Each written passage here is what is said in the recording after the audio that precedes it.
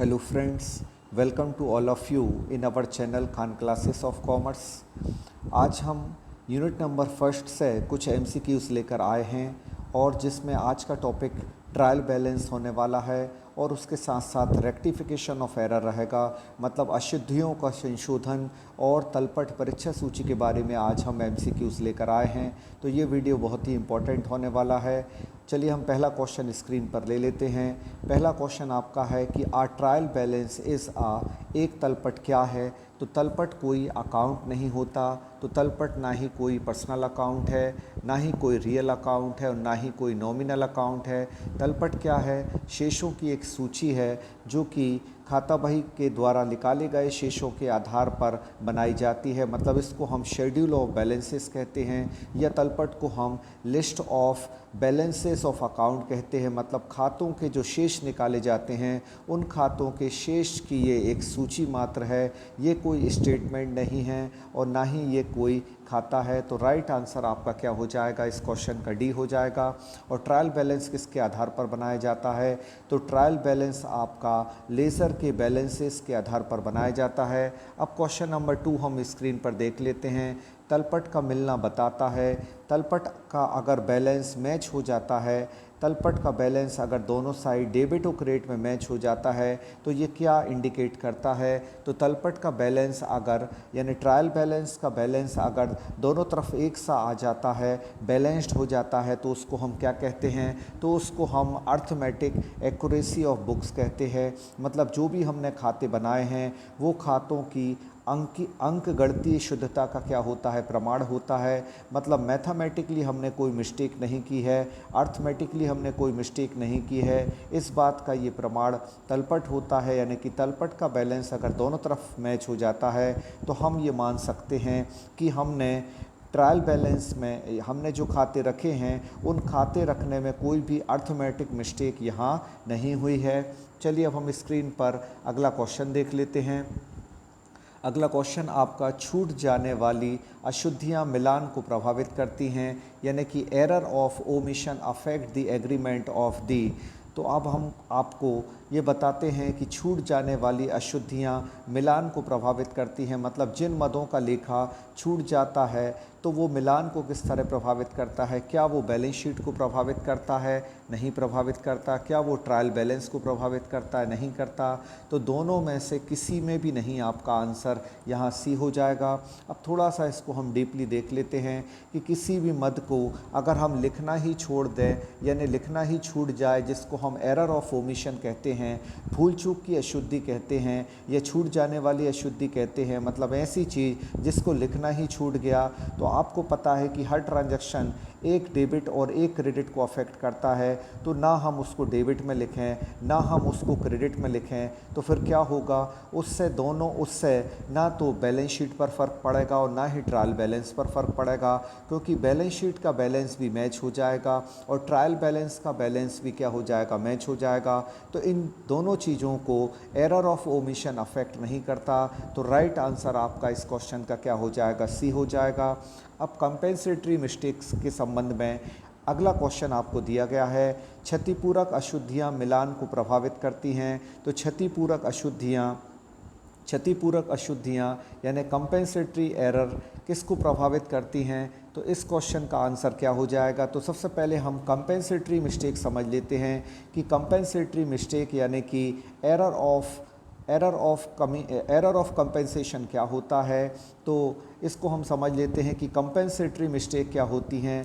Compensatory mistake वो होती हैं जो लिखना किसी और के नाम से था लेकिन लिख किसी और के नाम से दिया, लेकिन फिर भी हमारा ट्रायल बैलेंस मैच हो जाता है और इसके अलावा हमारी बैलेंस शीट भी क्या हो जाती है? मैच हो जाती है।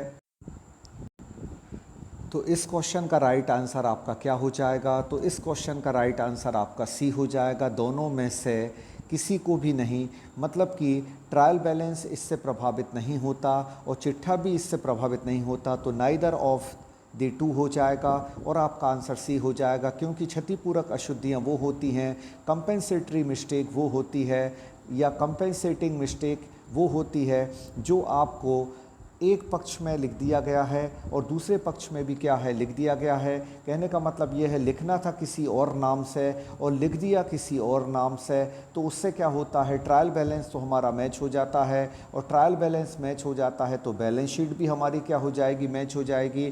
तो ट्रायल बैलेंस की भी मैचिंग हो जाती है तो वो ट्रायल बैलेंस को भी प्रभावित नहीं करता और इसके बाद चिट्ठे को भी वो प्रभावित नहीं करता, क्योंकि लिखना था किसी और नाम से और लिख दिया हमने किसी और नाम से।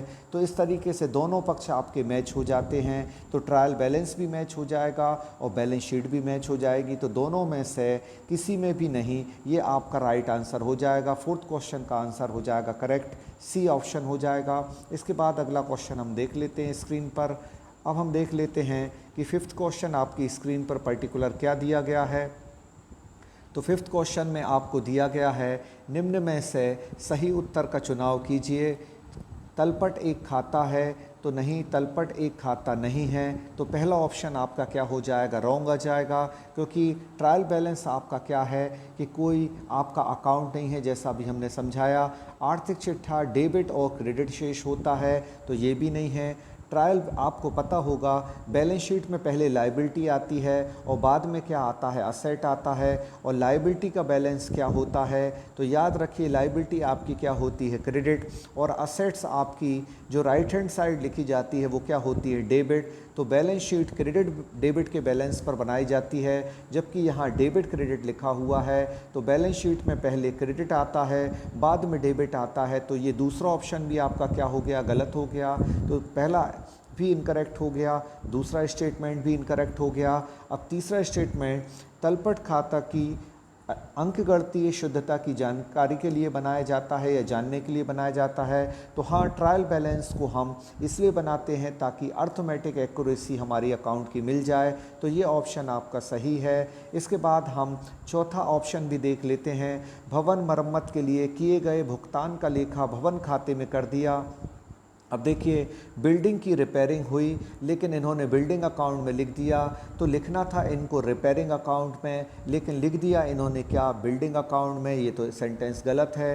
तो आपके तीन ऑप्शन यहाँ क्या हो जाएंगे, गलत हो जाएंगे। तो क्वेश्चन में देख लेते क्या पूछा गया था। ये पूछा गया था कि इनमें से करेक्ट क्या होगा, तो आपका सी ऑप्शन करेक्ट हो जाएगा, क्योंकि ट्रायल बैलेंस को हम क्यों बनाते हैं, अर्थमेटिक एक्यूरेसी के लिए बनाते हैं ताकि गणितीय शुद्धता हमको मिल जाए। तो गणितीय शुद्धता का तलपट को क्या माना जाता है, प्रमाण भी माना जाता है। ट्रायल बैलेंस को कहा जाता है कि अर्थमेटिक एक्यूरेसी का क्या है, एक प्रमाण है, एक अर्थमेटिक एक्यूरेसी को ये क्या करता है, प्रूफ करता है। तो आपका राइट आंसर यहाँ क्या हो जाएगा, सी हो जाएगा। अब हम स्क्रीन पर अगला क्वेश्चन देख लेते हैं कि पर्टिकुलर आपका अगला क्वेश्चन 6 क्वेश्चन क्या दिया गया है। तो 6वें क्वेश्चन में चलिए हम देख लेते हैं। यहाँ लिखा गया, अब इस क्वेश्चन को बहुत ही ध्यान से आप समझेंगे। खतौनी करने के क्रम में, खतौनी करने के समय एक शून्य अगर छूट जाए तो ये किस प्रकार की अशुद्धि होगी। तो याद रखिए, किसी शून्य को अगर हम जर्नल में छोड़ देते हैं, क्योंकि जर्नल में हम प्राइमरी स्टेज पर होते हैं और प्राइमरी स्टेज पर क्या करते हैं, लेखा करते हैं, तो ये मिस्टेक और होती है। और अगर लेज़र में एक ज़ीरो छूट जाए तो ये मिस्टेक और होती है। तो ध्यान रखिए, सबसे पहले इसको हम बता देते हैं कि ये मिस्टेक जनरल में होगी तो इसको और कुछ कहा जाएगा और लेज़र में होगी तो और कुछ कहा जाएगा। तो सबसे पहले किसी भी आंकड़े में अगर कोई हम गलती कर देते हैं, जैसे हमको 87 लिखना था और हमने इसको 78 लिख दिया, तो वो किस प्रकार की मिस्टेक होगी, तो वो आपकी हिसाब की अशुद्धि होगी, यानी कि ऑप्शन आपका बी हो जाता। अगर 87 को हमने क्या लिखा होता, 78। फॉर एग्जांपल हम बता रहे हैं, इस क्वेश्चन के पॉइंट ऑफ व्यू से भी अभी बात करते हैं। 87 को यदि हमने क्या लिख दिया, 78 लिख दिया, तो वो अशुद्धि आपकी क्या कहलाएगी, हिसाब की अशुद्धि, क्योंकि हिसाब में आपने गलती की है। ना ये आपकी भूल चूक की अशुद्धि होगी, ना आपकी ये कंपेंसेटरी मिस्टेक होगी, या आपकी ये एरर ऑफ प्रिंसिपल भी नहीं होगी। तो ये मिस्टेक जो 87 को लिखना था और लिख दिया हमने 78, तो ये आपकी एरर ऑफ कमीशन होगी। अब जनरल में अगर मान लो हमको 5,000 रुपये लिखना थे जनरल में, लेकिन अकाउंट में हमने केवल कितने लिख दिए, 500 रुपये लिख दिए, तो इस मिस्टेक को भी हम क्या कहेंगे, एरर ऑफ कमीशन कहेंगे, क्योंकि ये हिसाब की अशुद्धि है। लेकिन अब इस क्वेश्चन के पॉइंट ऑफ व्यू से अब हम बात करते हैं, तो जनरल में ये मिस्टेक होती तो ये एरर ऑफ कमीशन होती, लेकिन यहाँ इसको एरर ऑफ कमीशन नहीं माना जाएगा, बल्कि इसको एरर ऑफ क्या माना जाएगा, ओमिशन माना जाएगा। क्योंकि ये मिस्टेक कहाँ हुई है, ये मिस्टेक खाता बही में खतौनी करते समय हुई है, मतलब ये मिस्टेक लेज़र में हुई है और जनरल में मिस्टेक नहीं हुई। तो लेज़र में ये मिस्टेक है और लेज़र में पोस्टिंग करते समय एक ज़ीरो हमसे मिस हो गया। लिखना था हमको कितना, 5,000 रुपये हमको लिखना था और लिख दिया हमने कितना, 500 रुपये। तो ये मिसिंग वाली जो मिस्टेक है ये सेकंड स्टेज पर हुई है और लेज़र में हुई है, तो ये लिखना हम भूल गए हैं, बल्कि इसका हमने क्या किया है, ये हिसाब की अशुद्धि नहीं है। और पर्टिकुलर ये अशुद्धि कौन सी है, तो ये भूल चूक की अशुद्धि यहाँ मानी जाएगी। अगर यहाँ जनरल लिखा होता, यहाँ अगर क्या लिखा होता, जनरल लिखा होता कि जनरल में रिकॉर्ड करते समय मिस्टेक हुई है, तो आपका राइट आंसर क्या होता, एरर ऑफ कमीशन होता। क्योंकि अमाउंट से रिलेटेड कोई मिस्टेक होती है, अमाउंट को गलत लिखना एरर ऑफ कमीशन कहलाता है। लेकिन एक ज़ीरो का छूट जाना, जबकि ये जनरल में तो सही है, लेकिन यहाँ मिस्टेक कहाँ हुई है, ये मिस्टेक आपकी लेज़र में हुई है, लेज़र में गलती की है। तो इस मिस्टेक को हम भूल की अशुद्धि कहेंगे, क्योंकि एक ज़ीरो लिखना यहाँ हम भूल गए हैं। तो ये एक बारीकी वाला पॉइंट है, इसलिए आप इस पॉइंट को ध्यान में रखिए। क्योंकि इन्होंने यहाँ पोस्टिंग की बात की है, तो आपका राइट आंसर ए हो जाएगा। अगर इन्होंने जनरल की बात की होती तो आपका आंसर एरर ऑफ कमीशन होता। तो आई होप ये कॉन्सेप्ट आपको समझ में आ गई है। अब हम इसमें स्क्रीन पर अगला क्वेश्चन ले लेते हैं और देखते हैं अगला क्वेश्चन आपका रेक्टिफिकेशन ऑफ एरर सही है और ये क्या दिया गया है। तो हिंदी में ये क्वेश्चन दिया गया है, अब इंग्लिश में यहाँ नहीं है, लेकिन आगे आने वाले क्वेश्चन जो हैं वो प्रॉपर इंग्लिश में आपको मिलेंगे, इसलिए इंग्लिश वालों को डरने की ज़रूरत नहीं है, बल्कि हम एक्सप्लेनेशन आपको इंग्लिश में दे देते हैं। तो ये आपका फैक्ट जो है वो आपसे छूटेगा नहीं। पहला क्वेश्चन देख लेते हैं स्क्रीन पर क्या दिया गया है। तो पहला क्वेश्चन है, भवन के निर्माण पर भुगतान की गई मजदूरी को मजदूरी खाते में डेबिट कर दिया। यहाँ बिल्डिंग के कंस्ट्रक्शन पर वेजेस का पेमेंट किया गया है, लेकिन उसको किस में लिख दिया है, वेजेस अकाउंट में। तो जब हम बिल्डिंग बनाते हैं और बिल्डिंग अगर हम बना रहे हैं तो बिल्डिंग के कंस्ट्रक्शन पर होने वाला एक्सपेंस बिल्डिंग के नाम से लिखा जाता है, क्योंकि ये कैपिटल एक्सपेंडिचर है। तो एंट्री होती है building account debit to cash account, ये एंट्री होना चाहिए, लेकिन ये करेक्ट एंट्री है, ये एंट्री नहीं हुई, बल्कि इन्होंने रॉन्गली क्या कर दी, इन्होंने वेजेस अकाउंट को डेबिट कर दिया। तो वेजेस अकाउंट डेबिट और टू कैश अकाउंट ये इन्होंने एंट्री कर दी, जो कि ये एंट्री क्या है, गलत है। तो अब ये पूछा गया है कि ये किस प्रकार की अशुद्धि है। तो ये अशुद्धि आपकी सैद्धांतिक अशुद्धि मानी जाएगी, मतलब प्रिंसिपल की मिस्टेक मानी जाएगी। लिखना था इसको कैपिटल एक्सपेंडिचर मानकर, लेकिन लिख दिया इन्होंने क्या, इसको रेवेन्यू एक्सपेंडिचर मानकर। मतलब इसको माना जाना था कि ये पूंजीगत व्यय है और एक्चुअली भी ये पूंजीगत व्यय है, तो पूंजीगत व्यय मानकर इसको लिखा जाना था, लेकिन इन्होंने इसको आयगत व्यय मानकर वेजेस अकाउंट में लिख दिया, आयगत व्यय मानकर लिख दिया। तो ये मिस्टेक आपकी क्या हो जाएगी, सैद्धांतिक अशुद्धि हो जाएगी, क्योंकि यहाँ सिद्धांतों की अवहेलना हुई है, प्रिंसिपल की अवहेलना हुई है कि कैपिटल एक्सपेंडिचर को कैपिटल के नाम से लिखना, कैपिटल एक्सपेंडिचर को असेट के नाम से लिखना था, जबकि इन्होंने कैपिटल एक्सपेंडिचर को किस नाम से लिख दिया, इन्होंने वेजेस के नाम से लिख दिया। और वेजेस अकाउंट आपका क्या है, ये आपका एक रेवेन्यू एक्सपेंडिचर है। तो कैपिटल आइटम को रेवेन्यू मानकर लिख दिया जब जाता है तो वो सैद्धांतिक अशुद्धि होती है, मतलब कि वो आपकी प्रिंसिपल मिस्टेक होती है। तो आई होप ये कॉन्सेप्ट आपको यहाँ समझ में आ गई है। क्वेश्चन नंबर 2 देख लेते हैं। फर्नीचर के विक्रेता से फर्नीचर के उधार क्रय पर क्रय खाते को डेबिट कर दिया, मतलब इन्होंने फर्नीचर खरीदा था। तो अब देखिए यहाँ भी जो मिस्टेक हुई है वो आपकी मिस्टेक क्या है, वो भी आपकी यहाँ सैद्धांतिक अशुद्धि है। तो होना था फर्नीचर अकाउंट डेबिट, क्योंकि फर्नीचर खरीदा है, जो खरीदा उसको डेबिट किया जाता है। तो furniture account debit to cash account ये एंट्री होना थी, लेकिन इन्होंने कर क्या दिया, इन्होंने फर्नीचर के उधार क्रय को किस में लिख दिया, क्रय खाते में, यानी परचेस अकाउंट में लिख दिया। तो गलती से मिस्टेक क्या हो गई, इन्होंने गलती से क्या लिख दिया, इन्होंने परचेस अकाउंट को क्या कर दिया, डेबिट कर दिया और कैश अकाउंट को क्रेडिट कर दिया। तो ये इन्होंने गलती की, क्योंकि परचेस अकाउंट में किसको लिखा जाता है, केवल गुड्स को लिखा जाता है। इन्होंने परचेस अकाउंट में फर्नीचर को लिख दिया। तो ये मिस्टेक भी इनकी सैद्धांतिक अशुद्धि है, मतलब प्रिंसिपल मिस्टेक है। तो आपके सेकंड क्वेश्चन का आंसर यहाँ क्या हो जाएगा, सेकंड क्वेश्चन का आंसर यहाँ प्रिंसिपल एरर हो जाएगा या एरर ऑफ प्रिंसिपल हो जाएगा। ये एक प्रकार की सैद्धांतिक अशुद्धि है। क्वेश्चन नंबर तीसरा स्क्रीन पर ले लेते हैं। तलपट का मिलान किस अशुद्धि के बाद भी हो जाता है? तो तलपट का मिलान कई तरह से हो जाता है। तलपट जो है सिर्फ अंक गणितीय अशुद्धि को बताता है, वो सैद्धांतिक अशुद्धि को नहीं बता पाता और वो क्षतिपूरक अशुद्धि को भी नहीं बता पाता। तो आपका राइट आंसर क्या हो जाएगा, जिसमें ए और बी दोनों आ जाएं, क्योंकि सैद्धांतिक अशुद्धि वो होती है लिखना था किसी और में और लिख दिया किसी और में, तो उससे क्या होता है, ये कंपेंसेशन हो जाता है। तो सैद्धांतिक अशुद्धि और क्षतिपूरक अशुद्धि वो अशुद्धियाँ हैं जिनका मिलान, जिनको हम गलत कर देते हैं फिर भी हमारा ट्रायल बैलेंस मैच हो जाता है। तो आपका करेक्ट आंसर यहाँ क्या हो जाएगा, डी हो जाएगा, क्योंकि इसमें ए एंड बी दोनों ऑप्शन आते हैं। तो सैद्धांतिक अशुद्धि भी और क्षतिपूरक अशुद्धि भी तलपट के योग को प्रभावित नहीं करते, इसलिए राइट आंसर आपका क्या हो जाएगा, डी हो जाएगा।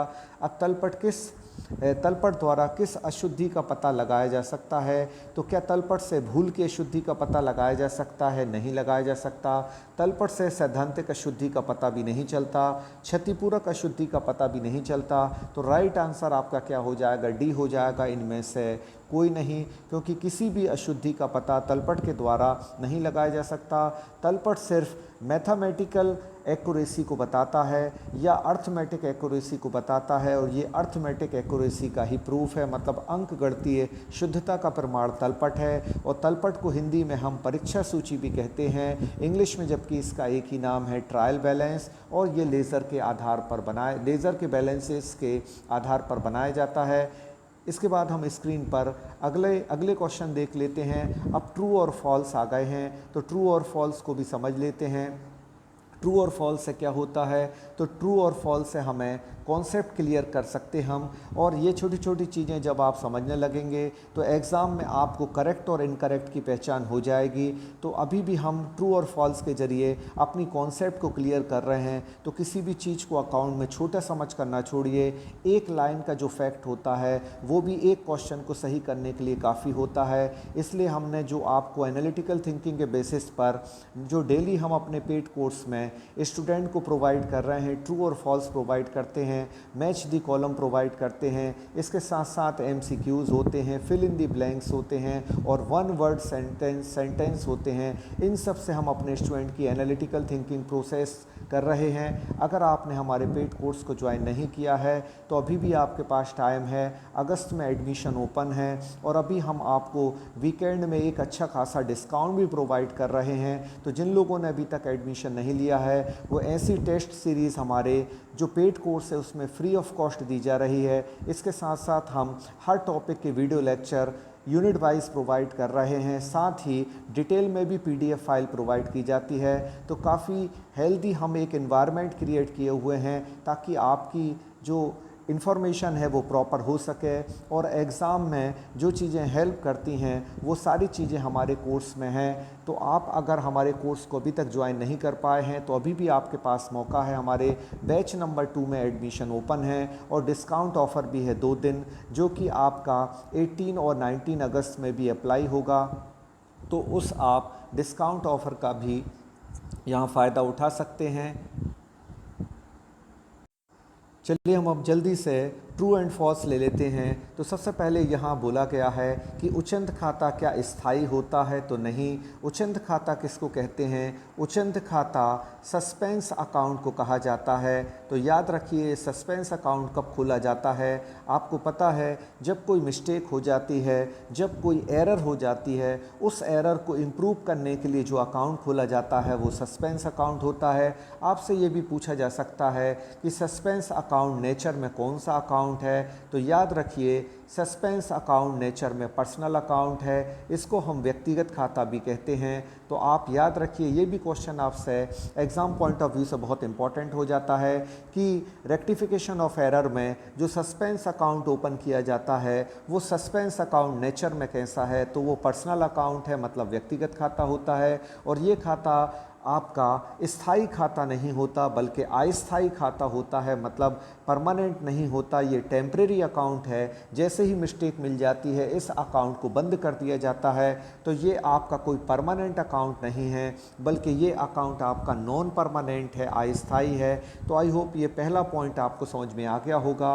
अब हम आगे देख लेते हैं, एक पक्षीय अशुद्धि होने पर उद्धृत खाता खोला जाता है। तो हाँ बिल्कुल, जो वन साइडेड मिस्टेक होती हैं, वन साइडेड मिस्टेक का मतलब ये होता है कि सबसे पहले जब हम जर्नल बनाते हैं तो जर्नल बनाने के बाद क्या बनाया जाता है, जर्नल के बेसिस पर लेज़र बनाया जाता है। लेज़र में पोस्टिंग दो अकाउंट में होती है, तो एक अकाउंट के डेबिट में पोस्टिंग होती है, एक अकाउंट के क्रेडिट में होती है। अगर डेबिट में हमने पोस्टिंग कर दी लेकिन हम क्रेडिट में पोस्ट करना क्या है रह गए, तो इसको हम क्या कहते हैं, वन साइडेड मिस्टेक कहते हैं। और जब वन साइडेड मिस्टेक होती है तो कौन सा अकाउंट खोला जाता है, तो सस्पेंस अकाउंट, उचंत खाता खोला जाता है। इस उचंत खाते का दूसरा नाम उद्धृत खाता भी है। इंग्लिश में एक ही नाम है, इसको याद रखिए। तो इंग्लिश में पर्टिकुलर इसको क्या कहा जाता है, सस्पेंस अकाउंट कहा जाता है। तो पहले क्वेश्चन का पहला क्वेश्चन क्या हो गया आपका, फॉल्स हो गया था, क्योंकि ये आपका स्थायी खाता नहीं है, परमानेंट अकाउंट नहीं है बल्कि नॉन परमानेंट मतलब अस्थायी खाता है।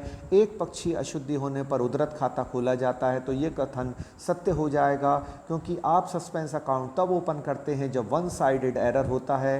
हिसाब की अशुद्धि तलपट को प्रभावित करती है। तो हिसाब मतलब क्या होता है, हिसाब की अशुद्धि इंग्लिश में इसको क्या कहेंगे, एरर ऑफ कमीशन कहेंगे। और एरर ऑफ कमीशन हमेशा तलपट को क्या करती है, प्रभावित करती है। जैसा हमने बताया था आपको कि 87 को हमने क्या लिख दिया, 78 लिख दिया, तो आपका ट्रायल बैलेंस मैच नहीं होगा। तो एरर ऑफ कमीशन आपके ट्रायल बैलेंस को क्या करती है, अफेक्ट करती है। तो ये कथन आपका क्या हो जाएगा, सत्य हो जाएगा। क्षतिपूरक अशुद्धियों का प्रभाव तलपट पर नहीं पड़ता, तो ये कथन भी आपका सत्य हो जाएगा। अब क्षतिपूरक अशुद्धि कंपेंसेटरी मिस्टेक क्या होती है, तो कंपेंसेटरी मिस्टेक वो होती है कि जब हमने एक अकाउंट में लिखना था राम के अकाउंट में, वो लिख दिया हमने श्याम के अकाउंट में, या लिखना था हमें मोहन के अकाउंट में और हमने लिख दिया सोहन के अकाउंट में। यानी एक खाते के डेबिट में लिखना था लेकिन किसी और खाते के डेबिट में लिख दिया, तो ये कंपेंसेटरी मिस्टेक कहलाती है। और कंपेंसेटरी मिस्टेक तलपट पर कोई प्रभाव इसका नहीं पड़ता, तो ये कथन भी आपका क्या हो जाएगा, सत्य हो जाएगा। जैसा कि अभी हमने आपको प्रीवियसली एक एमसीक्यू में भी बताया था। अब आपको अभी बता चुके हम कि उद्धृत खाता या उचंत खाता एक क्या है, अस्थायी खाता है, नॉन परमानेंट अकाउंट है। तो ये कथन भी आपका सत्य हो जाएगा। तो इस तरीके से आपकी एनालिटिकल थिंकिंग होती है, और जब आप सोचते हैं समझते हैं तो आपकी कॉन्सेप्ट और क्लियर हो जाती है। तो याद रखिए, ट्रू और false, match the column, one word sentence, MCQs, ये सारी आपके प्रैक्टिस के लिए होते हैं, और इससे आपकी कॉन्सेप्ट में सुधार होता है और आप किसी भी पॉइंट के बारे में बहुत अच्छे से जो है वो सोच सकते हैं। इसलिए ये पर्टिकुलर आपके लिए ज़रूरी है, इसलिए हम अपनी सीरीज़ में इन सारी चीज़ों का हमने समावेश कर रखा है। अब हम आपको बता देते हैं वन वर्ड सेंटेंस से किस तरह एनालिटिकल थिंकिंग होती है। तो 78 को डेबिट करना था, जबकि उसकी जगह 87 को हमने क्या कर दिया, डेबिट कर दिया। तो ये किस तरीके की मिस्टेक है, तो 78 को अगर हमने 87 लिखा तो ये कहाँ लिखा, जनरल में लिखा। तो जनरल आपकी प्रारंभिक लेखा बहियों की अशुद्धि है। और जब हम 78 को यदि हम क्या लिख दें, 87 लिख दें, तो ये मिस्टेक कौन सी होती है, ये आपकी एरर ऑफ कमीशन यानी कि आपकी हिसाब किताब की अशुद्धि कही जाती है। तो ये आपका आंसर हो जाएगा। और इससे रिलेटेड एक इम्पॉर्टेंट फैक्ट भी हमने बता दिया कि ये हिसाब किताब की अशुद्धि है, जिसको हम एरर ऑफ क्या कहते हैं, कमीशन कहते हैं। दूसरा क्वेश्चन स्क्रीन पर देख लेते हैं, किस प्रकार की अशुद्धि तलपट का मिलान नहीं होने देती। तो अभी हमने आपको बताया कि एरर ऑफ कमीशन जो होता है, जैसे 78 को हमने 87 लिख दिया तो हमारा ट्रायल बैलेंस मैच नहीं होगा। तो ट्रायल बैलेंस को मैच नहीं होने देने वाली कौन सी एरर है, तो उसको हम एरर ऑफ कमीशन कहते हैं। जिसको हम हिसाब किताब की अशुद्धि कहते हैं, ये एरर ऑफ कमीशन कहलाती है, जहां आंकड़ों को गलत लिख दिया जाता है। उद्धृत खाता किस प्रकृति का खाता है, तो अभी हमने आपको बताया कि जो आपका सस्पेंस अकाउंट है वो आपके नेचर में कैसा होता है, तो वो आपका पर्सनल अकाउंट है और नॉन परमानेंट अकाउंट है, ऐसा भी अभी हमने आपको बताया है। अब इसके बाद क्रय किए गए माल का लेखा नहीं किया गया, तो ये किस प्रकार की अशुद्धि है। माल हमने खरीदा था लेकिन इसको रिकॉर्ड ही नहीं किया गया, तो किसी भी चीज़ को जब रिकॉर्ड नहीं किया गया तो वो एरर ऑफ क्या कहलाएगा, वो एरर ऑफ ओमिशन कहलाएगा। और ओमिशन का मतलब होता है भूल चूक की अशुद्धि, क्योंकि रिकॉर्ड करना ही हम भूल गए, तो ये एरर ऑफ ओमिशन कहलाएगा। फिर वो कौन सी अशुद्धि है जो एक दूसरे की अशुद्धि के प्रभाव को क्या कर देती है, समाप्त कर देती है। मतलब एक मिस्टेक एक अकाउंट में हमें लिखना था राम के नाम से, लिख दिया हमने श्याम के नाम से, या लिखना था हमें मोहन के नाम से और लिख दिया हमने सोहन के नाम से। तो इस प्रकार की अशुद्धि क्या होती है, जो अशुद्धि है उसके प्रभाव को समाप्त कर देती है। तो ये किस प्रकार की अशुद्धि, किस प्रकार की ये एरर है, तो ये एरर ऑफ कंपेंसेशन है। मतलब ये कंपेंसेटरी मिस्टेक है, क्योंकि इससे क्या होता है, तलपट के दोनों पक्षों का योग बराबर आ जाता है और मिस्टेक का पता नहीं चलता।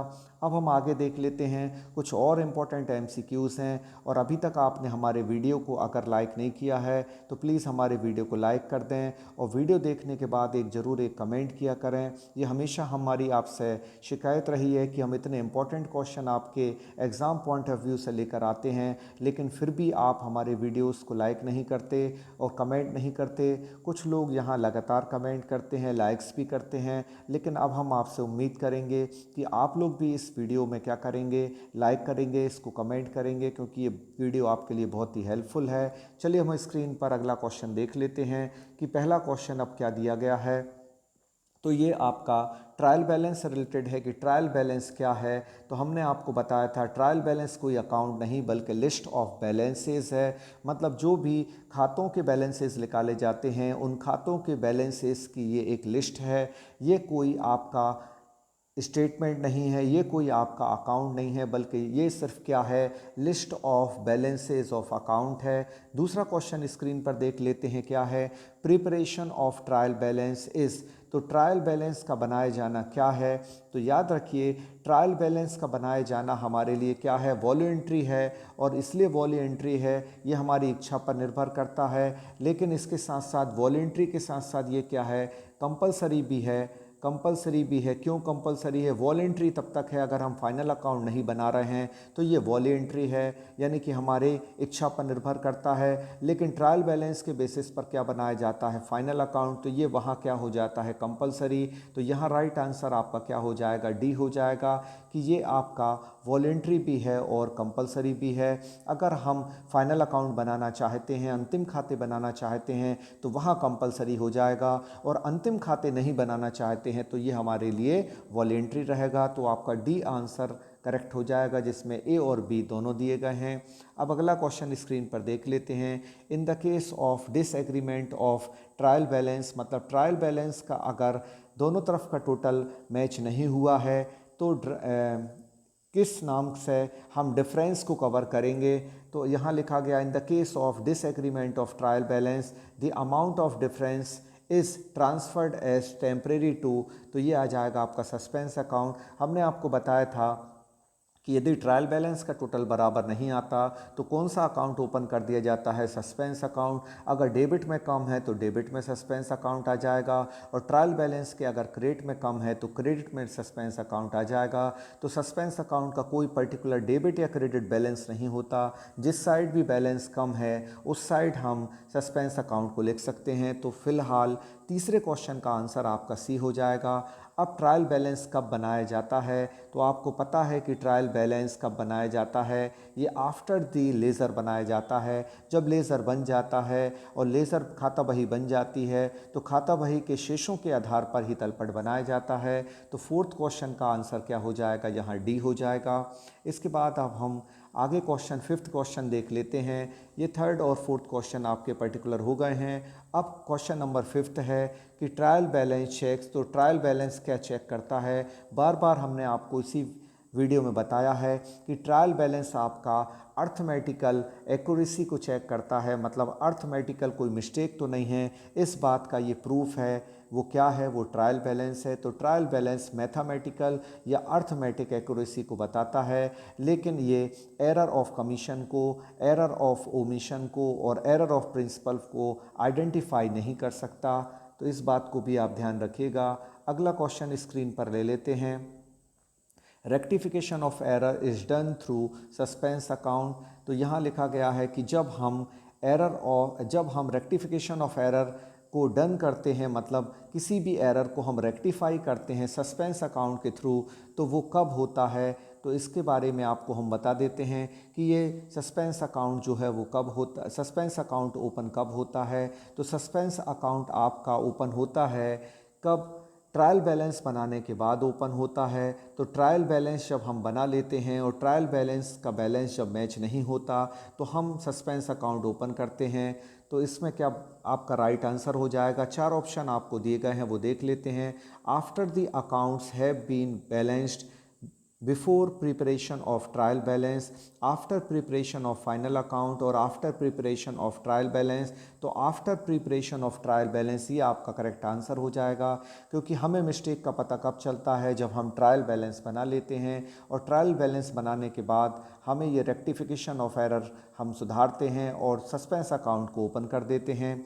इसके बाद on the purchase of old furniture the amount ₹1000 is spent on repairs, its repair should be debited to. यहाँ क्वेश्चन में कहा गया है कि on purchase of old furniture the amount ₹1000 is spent on its repair. तो अब इसको समझ लें। अगर हम यहाँ दो तरह का फर्नीचर हो सकता है, एक फर्नीचर नया हो सकता है और एक फर्नीचर आपका क्या हो सकता है? पुराना हो सकता है। तो पुराने फर्नीचर को अगर हमने ₹1000 स्पेंड करे और रिपेयरिंग को हमने अगर लगाया तो वो एक्सपेंस क्या होगा? तो याद रखिए, अगर हमारा पुराना फर्नीचर है, पुराने फर्नीचर पर यदि हमने क्या किया है, अगर यहाँ पुराने फर्नीचर पर अगर हमने पैसे खर्च किए हैं और रिपेयरिंग पर खर्च किए हैं तो आपका क्या होगा? तो यहाँ फर्नीचर अकाउंट डेबिट होगा। तो याद रखिए, ये फर्नीचर अकाउंट दिया गया है, यहाँ पी दिया था, इसको हम एफ कर देते हैं। तो यहाँ फर्नीचर अकाउंट आपका क्या हो जाएगा? डेबिट हो जाएगा। फर्नीचर अकाउंट क्यों डेबिट होगा? क्योंकि ये फर्नीचर आपका पुराना है तो ये कैपिटल एक्सपेंडिचर माना जाएगा। अगर नए फर्नीचर पर एक्सपेंस होता, नए फर्नीचर पर ये एक्सपेंस होता तो रिपेयरिंग अकाउंट डेबिट होता। इसको हमने बार बार बताया है कि पुराने फर्नीचर की रिपेयरिंग पर अगर कोई एक्सपेंस होगा तो वो कैपिटल एक्सपेंडिचर होगा, यानी फर्नीचर अकाउंट को डेबिट करेगा, और नए फर्नीचर पर अगर रिपेयरिंग होगा तो वो रिपेयरिंग अकाउंट को डेबिट करेगा, क्योंकि वो रेवेन्यू एक्सपेंडिचर होगा। तो 7th क्वेश्चन का आंसर यहाँ क्या हो जाएगा? 7th क्वेश्चन का आंसर यहाँ बी हो जाएगा। इसके बाद हम 8th क्वेश्चन और देख लेते हैं, जो कि आज की सीरीज़ का ये आखिरी क्वेश्चन है। Which of the following error will not effect the trial balance? मतलब किस एरर से आपका ट्रायल बैलेंस मैच नहीं, ट्रायल बैलेंस जो है वो अफेक्ट नहीं होता। तो इसमें देख लेते हैं। इस क्वेश्चन का आंसर हम ये जानना चाहते हैं कि आप बताएंगे जो आज हमने आपको समझाया है उसी से रिलेटेड पर्टिकुलर ये 8th क्वेश्चन दिया गया है। तो अब हम देखते हैं कि जो आज आपने समझा है तो कितना अच्छा समझा है और कितना कुछ आपको समझ में आया है। तो क्वेश्चन नंबर 8 का आंसर आप लोग कमेंट करके बताएं, ताकि हमको पता लगे कि हमारी क्लास आपके लिए कितनी इफ़ेक्टिव है। तो 8th क्वेश्चन का आंसर आप लोग कमेंट बॉक्स में ज़रूर बताएं। और आज तक के लिए बस इतना ही। ये वीडियो आपको कैसा लगा कमेंट में ज़रूर बताएं, और वीडियो को अभी तक लाइक नहीं करा है तो लाइक कर दें, और चैनल पर नए हैं तो चैनल को सब्सक्राइब करें। Thank you so much to all of you.